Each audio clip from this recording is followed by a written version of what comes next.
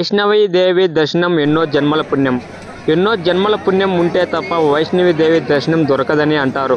ఎందుకంటే ఈ యాత్ర చేయడం చాలా కష్టం. గర్భగుడికి చేరుకోవాలంటే గృహల్లో చాలా దూరం ప్రయాణించాల్సి ఉంటుంది. ఎంతో మహిమాన్వితమైన ఈ ఆలయాన్ని దర్శించడానికి ప్రతి ఏటా 80 లక్షల మంది భక్తులు వస్తారని అంచనా. తిరుమల తిరుపతి తర్వాత ఆ స్థాయిలో భక్తులు దర్శించే రెండో పుణ్యక్షేత్రంగా వైష్ణవి దేవి ఆలయానికి పేరుంది.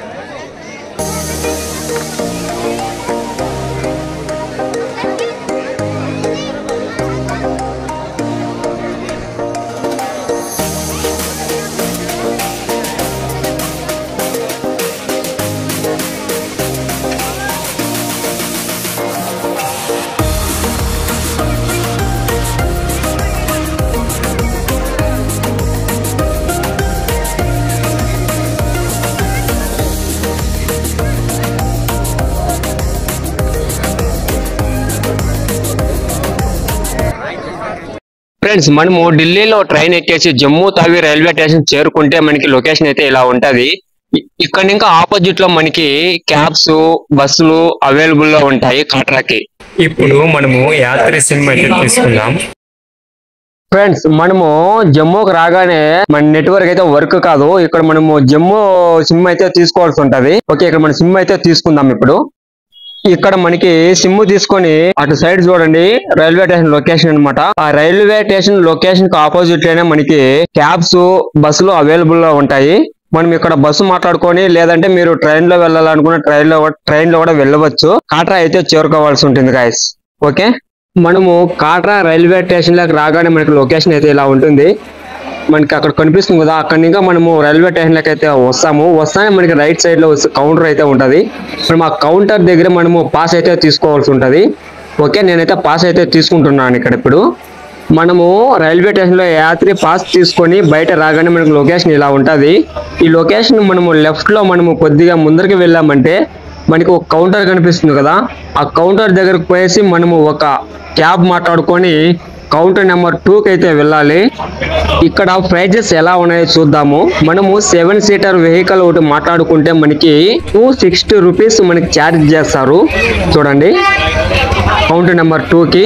కౌంటర్ నెంబర్ 2 దగ్గర నేను చెప్పాను కదా, ఆ రూమ్ లో అయితే మీరు స్టే చేయ. ఇప్పుడు మనం క్యాబ్ అయితే మాట్లాడుకున్నాము. చూడండి, క్యాబ్ లో ఉన్నాము. ఇప్పుడు మనం కౌంటర్ నెంబర్ 2కి అయితే పోదాము. ఈ లొకేషన్ గుర్తు పెట్టుకోండి. కౌంటర్ నెంబర్ 2 అంటారు. నెక్స్ట్ భవన్ అని పిలుస్తారు. ఈ భవన్ గురించి నేను మళ్ళీ మీకు ఎక్స్ప్లెయిన్ చేస్తాను. దీనైతే మీరు గుర్తు పెట్టుకోండి గాయస్. ఇక్కడే మనం టికెట్ అంతా బుక్ చేసుకోవాల్సింది, పాసు, యాత్రి పాసు. దీన్ని గుర్తు పెట్టుకోండి. నెక్స్ట్ దీని గురించి మాట్లాడుకుందాం. ఫ్రెండ్స్, ఇప్పుడు మనం చూస్తున్నాం కదా, అది భవను. దానికి ఇంకో పేరు ఉంది, కౌంటర్ నెంబర్ 2 అని పిలుస్తారు. మనము 2 చోట్ల అయితే యాత్రి పాస్ అయితే బుక్ చేసుకోవచ్చు. ఒకటి ఈ భవన్ దగ్గర, నెక్స్ట్ రైల్వే స్టేషన్ అయితే తీసుకోవచ్చు. మీరు అక్కడ మిస్ అయితే ఇక్కడ కంపల్సరీ తీసుకోండి. ఇక్కడ యాత్రి పాస్ తీసుకున్న తర్వాత మనం ఆ మాన కింద దూరేసి అలా కిందకి వచ్చామంటే పైకి అక్కడ కారు కనిపిస్తుంది కదా, ఆ కారు దగ్గర మనం రైట్ తీసుకుంటే మనకి 4వ బిల్డింగ్ వచ్చేసి సాయి మహల్. ఇది Sai Mahal. Welcome to hotel Sai Mahal అనమాట.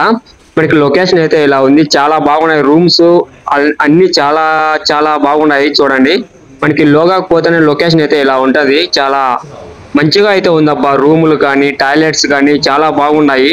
చూడండి, మనకి ఇప్పుడు రూమ్స్ చూపిస్తాను. ఎంత నీట్ గా ఉన్నాయంటే చాలా నీట్ గా అయితే. చూడండి, బెడ్స్ మాత్రం మనకి 2 ఉంటాయి.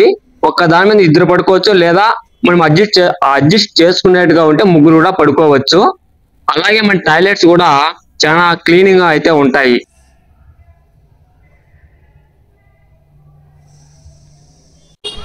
అర్లీ మార్నింగ్ నిద్ర లేసి మీరు మళ్ళీ ఆ భవన్ దగ్గరికి పోయేసి అక్కడ ఆటో మాట్లాడుకొని బాణగంగా అయితే చేరుకోండి.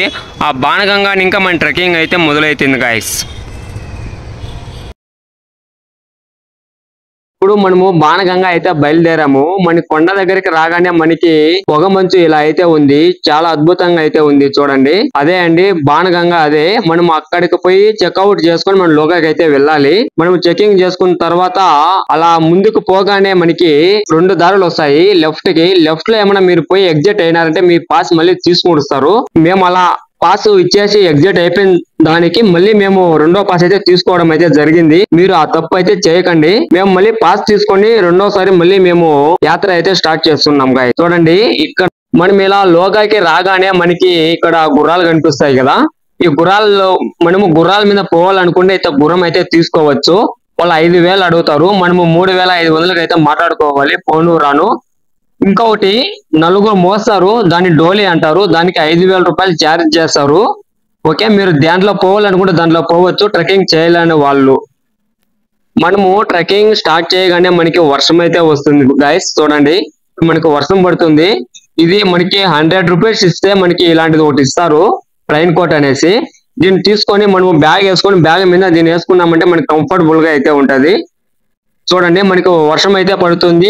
అసలైన ట్రెక్కింగ్ కొద్దిసేపు అయితే స్టార్ట్ అవుతుంది. చాలా కష్టంగా అయితే ఉంటుంది గాయస్. కొంత దూరం ట్రెక్కింగ్ చేశాక మనకి బ్యాటరీ వెహికల్స్ ఉంటాయి. వాటిని బుకింగ్ చేసుకొని అయితే వెళ్ళవచ్చు. అలాగే హ్యాండిక్యాప్స్ కి ఈ వెహికల్స్ చాలా సేఫ్టీగా అయితే ఉంటాయి. గాయస్ చూడండి ప్రతి ఒక్కరు డోలీ మీద వస్తున్నారు, గుర్రం మీద వస్తున్నారు. అలాగే స్టిక్ కూడా తీసుకొని వస్తున్నారు. మనము ఏ సపోర్ట్ లేకుండా ఈ ఏటవాలుగా ఉన్న కొండని ఒక సాహస యాత్ర అయితే చేస్తున్నాము. చాలా అద్భుతంగా అయితే ఉంది. కొండ బాగుంది చూడండి. ఇప్పుడు దగ్గర మనం ఒక 5 కిలోమీటర్లు లేదా 6 కిలోమీటర్లు అయితే ట్రెక్కింగ్ చేసినాము. ఇంకా మనకి 10 కిలోమీటర్లు అయితే ఉంది. చూడండి గైస్, ఇప్పుడు టోటల్ 14 కిలోమీటర్లు ఇలా రౌండ్లు కొట్టుకొని పైకి అయితే వెళ్లాల్సి ఉంటుంది. చూడండి ఎంత పైన ఉందో కొండ, చాలా అద్భుతంగా అయితే ఉందబ్బా. హాయ్ గైస్, ఈ రోజు మనము వైష్ణవి దేవి టెంపుల్ స్థల పురాణం అయితే మనం తెలుసుకున్నాము. దక్షిణ భారతదేశంలోని రత్నాకారుడు అనే దుర్గాదేవి భక్తుడు ఉండేవాడు. రత్నాకారుడు అతని భార్య నిరంతరం దుర్గా మాతను కొలుస్తూ ఉండేవారు. సంతానం కోసం ప్రార్థించిన ఆ దంపతులకు సాక్షాత్తు అమ్మవారే వారికి కూతురుగా జన్మిస్తుంది. లక్ష్మి, పార్వతి, సరస్వతి ముగ్గురు కలిసి స్వరూపమే వైష్ణవి దేవి. ఆ దంపతులు ఆ బాలికకు వైష్ణవి దేవి అని పేరు పెట్టి అల్లారు ముద్దుగా పెంచుకుంటారు. ఆమె అమ్మవారు రామ దర్శనం కోసం తపస్సు చేశారు. వైష్ణవి దేవి చిన్ననాటి అన్ని విషయాల్లో ఎంతో చురుకుగా ఉండేది. శ్రీరామునిపై అంచనాల భక్తి విశ్వాసాలతో రాముని కల్లారా చూడాలని అరణ్యంలోకి వెళ్లి తపస్సు కొనసాగించింది. 9 సంవత్సరాల వయసులో వైష్ణవి దేవికి శ్రీరాముని దర్శనం కలుగుతుంది. శ్రీరాముని చూసిన తరువాత వైష్ణవి అతడిని వివాహం చేసుకోమని కోరుతుంది.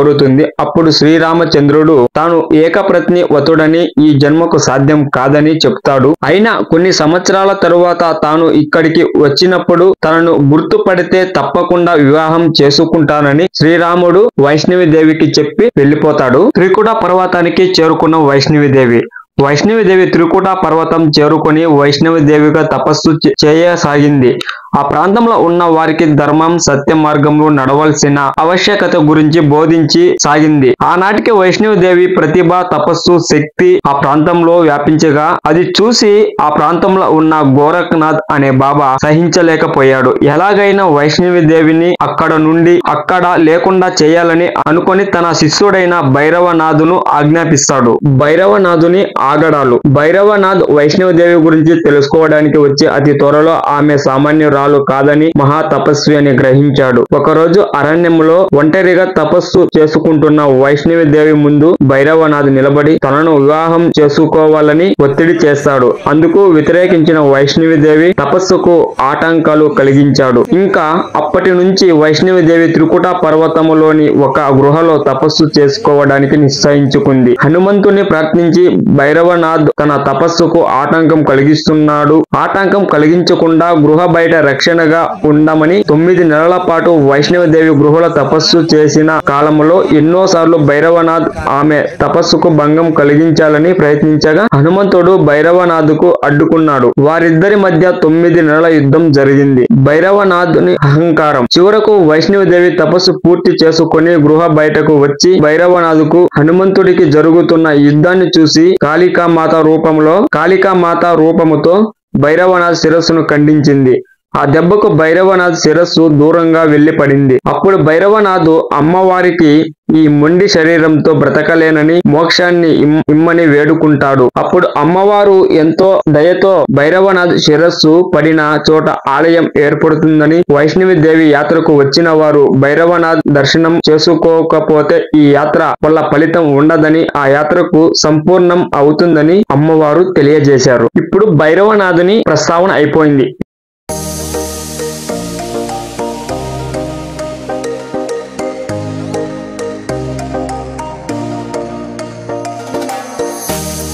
మార్నింగ్ 7 గంటలకి స్టార్ట్ చేసిన ట్రెక్కింగ్ అర్ధం కొండ ఎక్కగా నాకు కొద్దిగా సుస్తు వేసింది. నేను ఒక బాదం డ్రింక్ తీసుకున్నాను. బాదం డ్రింక్ తీసుకున్నందుకు నాకు 2 చాక్లెట్లు 5 స్టార్ చాక్లెట్ ఫ్రీ ఇచ్చాడు 40 రూపీస్. నాకు చాలా సంతోషం అయితే వేసింది. నన్ను చూసి అన్నకి ఏమనిపించిందో కానీ నాకు 2 చాక్లెట్లు అయితే ఇచ్చాడు.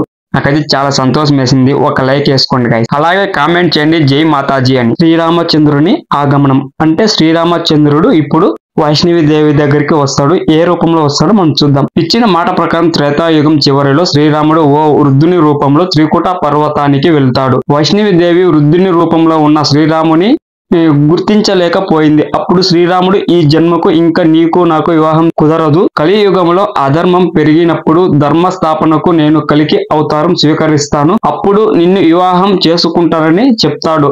అందుకే వైష్ణవి దేవి ఇప్పటికీ శ్రీరాముడు కలికి అవతారంలో వచ్చి తనను వివాహం చేసుకుంటాడని ఎదురు చూస్తూ ఉంది. పురాణాల ప్రకారం మహాభారత యుద్ధానికి ముందు శ్రీకృష్ణుడు పాండవులను ఈ ఆలయాన్ని దర్శించమని చెప్పాడని, శ్రీకృష్ణుని ఆదేశం మేరకు పాండవులు మహాభారత సంగ్రామానికి ముందు ఈ ఆలయాన్ని దర్శించడం వల్లనే 18 రోజుల్లో విజయం సాధించారని స్థల పురాణం. తరువాత స్థల పురాణం ప్రకారం పాండవులు మొదటగా ఇక్కడ దేవాలయం నిర్మించారని తెలుస్తుంది. త్రికుట పర్వతానికి పక్కన 5 రాతి కట్టడాలు ఉన్నాయి. వీటిని పంచ పాండవులకు ప్రతీకగా స్థానిక ప్రజలు భావిస్తారు.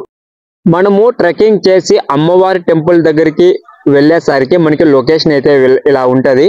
చూడండి లొకేషన్ ఇలా ఉంది. ఇక్కడ మనకి పార్వతీ భవన్ అని ఉంది కదండి, మనకి రైట్ సైడ్ లో కనిపిస్తున్నది పార్వతీ భవన్. ఈ భవన్ లో మనం లగేజీ మొత్తాన్ని ఇక్కడైతే పెట్టేసి అయితే వెళ్ళవచ్చు.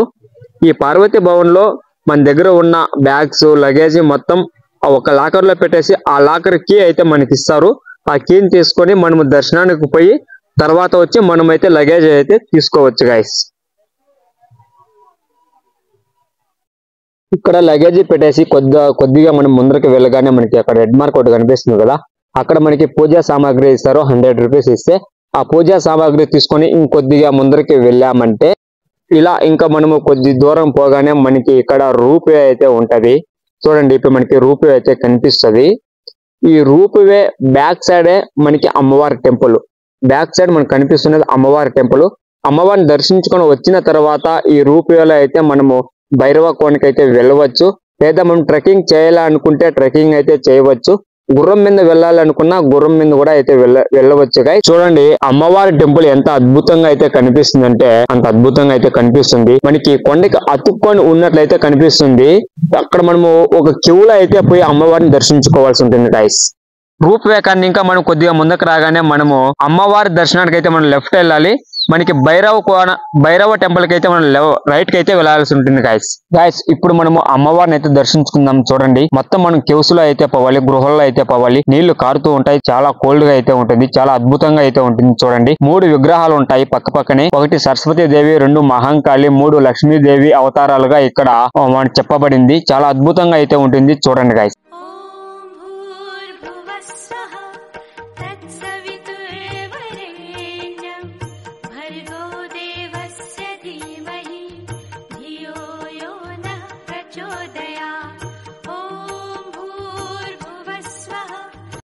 అమ్మవారిని దర్శించుకున్న తర్వాత ఇప్పుడు మనము భైరవ టెంపుల్ కి అయితే వెళ్తున్నాము. మళ్ళీ మన ట్రెక్కింగ్ అయితే 2 కిలోమీటర్స్ అయితే ఉంది. 2 కిలోమీటర్స్ ఇప్పుడు ట్రెక్కింగ్ అయితే చేయబోతున్నాము. చాలా అద్భుతంగా ఉంటుంది చూడండి. అలాగే మనకి మంచి మంచి లొకేషన్లు వస్తాయి. ఒక్కసారి చూడండి ఎంత అమేజింగ్ గా ఉన్నాయంటే మనం మేఘాల్లో పోతున్నట్లయితే మన ఫీలింగ్ అయితే ఉంటుంది. చాలా అద్భుతంగా అయితే ఉన్నాయి లొకేషన్లు, మిస్ కాకండి. అలాగే మనం భైరవ కోన టెంపుల్ని అయితే ఇప్పుడు మనం దర్శించుకుందాం గాయస్. వైష్ణవి దేవి దర్శనం ఎన్నో జన్మల పుణ్యం. ఎన్నో జన్మల పుణ్యం ఉంటే తప్ప వైష్ణవి దేవి దర్శనం దొరకదని అంటారు. ఎందుకంటే ఈ యాత్ర చేయడం చాలా కష్టం. గర్భగుడికి చేరుకోవాలంటే గృహల్లో చాలా దూరం ప్రయాణించాల్సి ఉంటుంది. ఎంతో మహిమాన్వితమైన ఈ ఆలయాన్ని దర్శించడానికి ప్రతి ఏటా 80 లక్షల మంది భక్తులు వస్తారని అంచనా. తిరుమల తిరుపతి తర్వాత ఆ స్థాయిలో భక్తులు దర్శించే రెండో పుణ్యక్షేత్రంగా వైష్ణవి దేవి ఆలయానికి పేరుంది.